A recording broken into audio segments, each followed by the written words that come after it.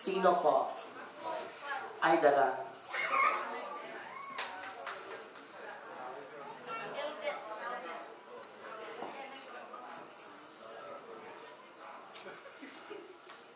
I would like to thank the Lord for allowing nga iya kang gihatag sa amo ama. Kay wala gyud lain nga mga paringon nimo.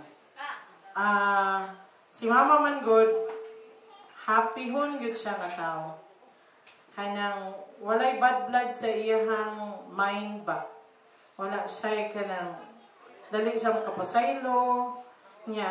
Grabe po ang iyang pag-serve yun ni Papa. Kanang paghikap niya hantod sa buga ni Papa, dili paghilot di ay hantod yun din ha, bisan asa yun, makitaan yun mo. So, tonight, in your 70th birthday, with all of my siblings, ako mga igsoon, families and friends who are here, we would like to celebrate with you life.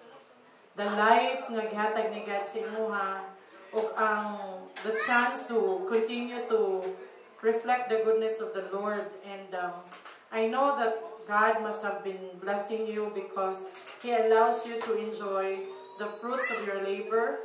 And gipakita gid ni God nimo na buhi siya o nagkuyog, nagtamod gid siya sa atuang tanan. So, madagang salamat sa mga pag-ampo, dagang salamat sa mga pagmaymay, dagang salamat sa pagsabot, dagang salamat sa paglaba sa among hantod karon.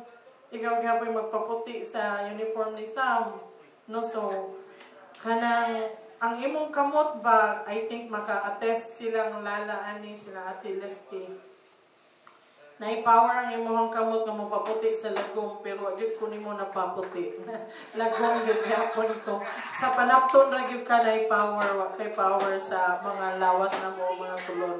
But with that also, salamat sa imong pagluto na mo.